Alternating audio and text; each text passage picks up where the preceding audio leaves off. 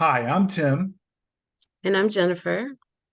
Welcome to the Psychology of Everyday Success, brought to you by the Owens Group. Today, we want to talk to you about how to heal emotionally after divorce. According to the 2020 U.S. Census, 30 to 50% of marriages in the U.S. end in divorce. Wow, that's a lot. In 2020, there were over 28 million people who have experienced divorce in the US.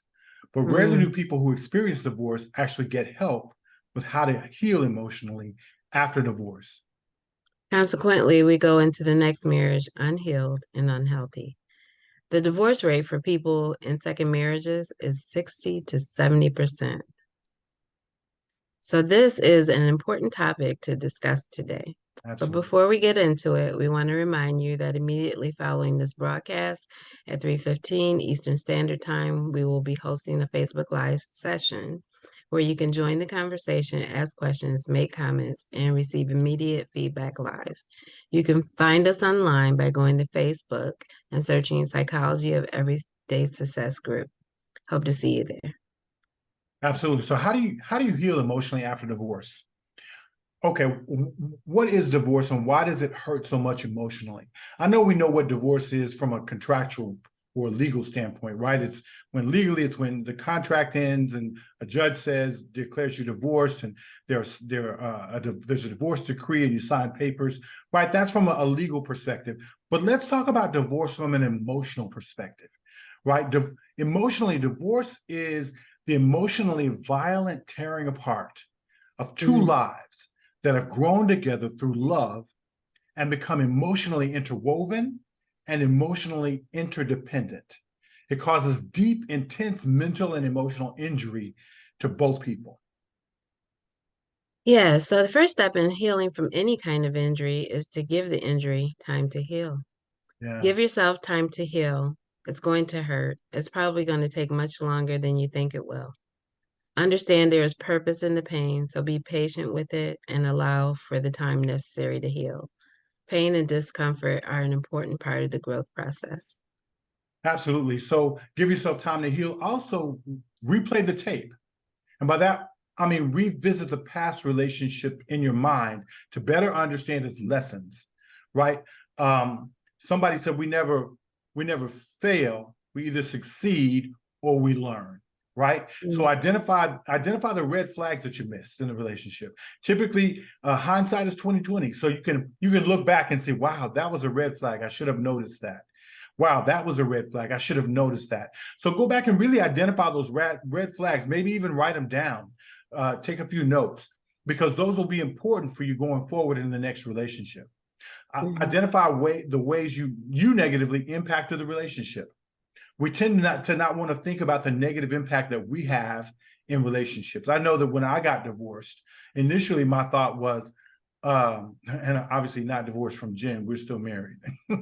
But when I got divorced from my first marriage, um, I was really I was really so caught up in what she did wrong, right? That I didn't actually take the time to step back and notice the negative impact I was having in the relationship.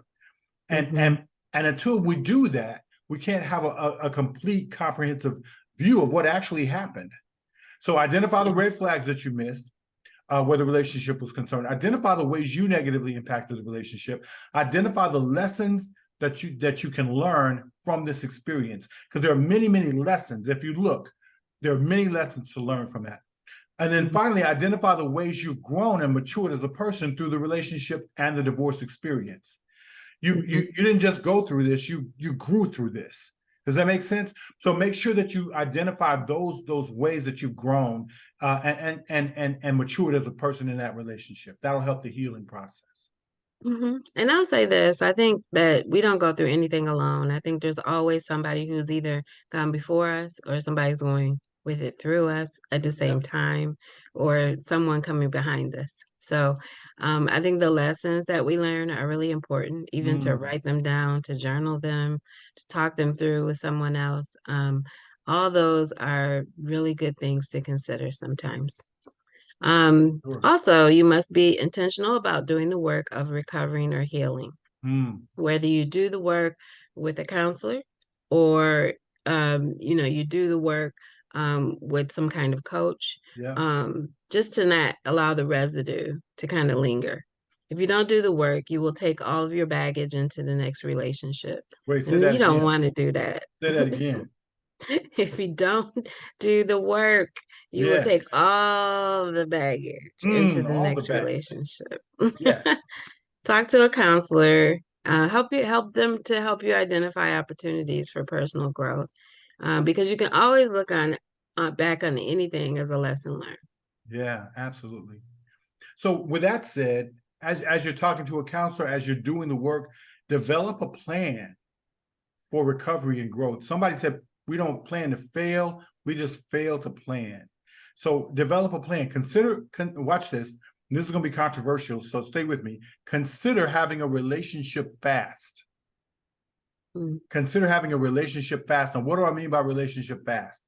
That means no serious romantic relationships for at least 12 months or more. Ouch. I didn't do that.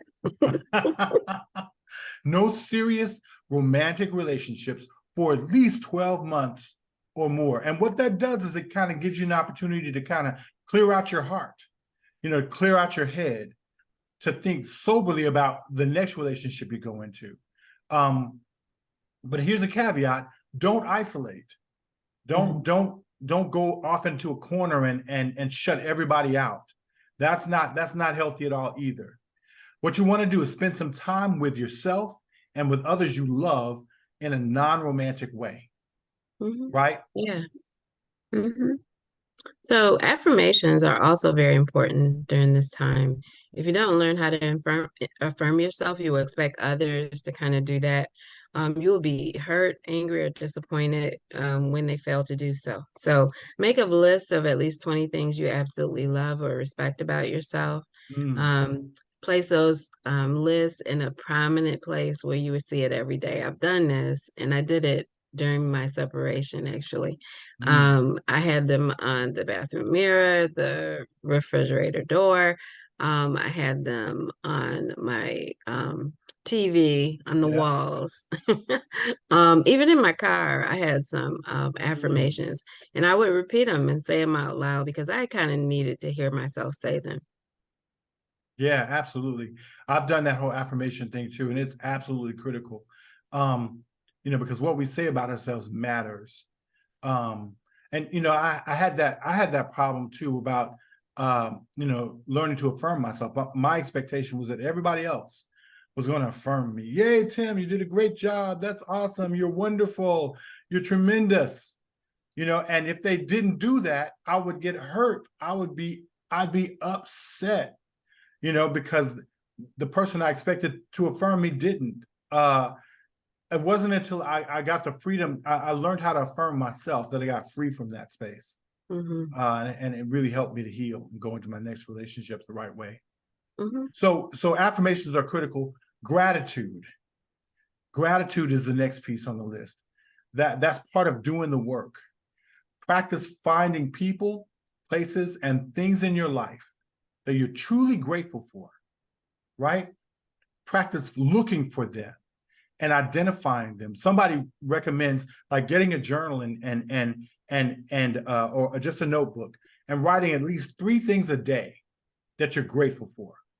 3 different things every day that you're grateful for, right? And as you do that really helps you to begin to notice the things in your life that are good for you.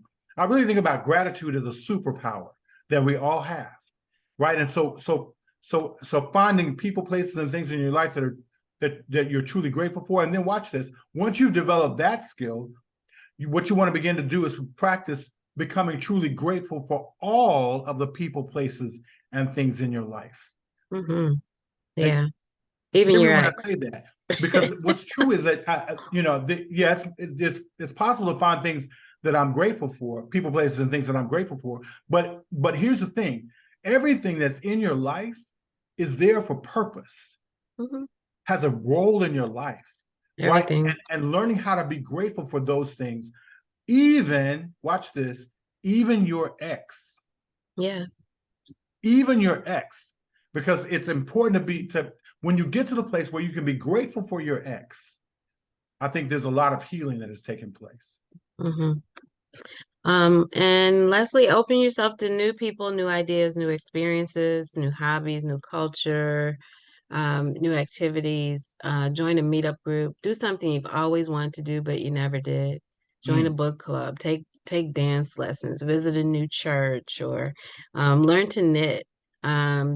But open yourself to people, places, ideas, and experiences.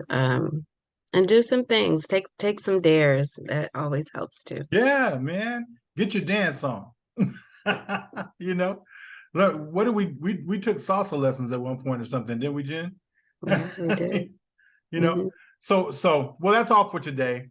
But we invite you to join us again next time for the Psychology of Everyday Success on the radio on Saturdays at 3 p.m. Eastern via internet radio. Just go to urbanenterprisestulsa.com and click on Stream Urban Radio Online. For a more in-depth discussion, we hope you find us on Facebook Live immediately following the radio show by going to Facebook and searching Psychology of Everyday Success Group. Find us. We want to come talk with you. Yes, so we are the Psychology of Everyday Success. Please join us. Helping you to become your best self so that you can live your best life. All right. All right.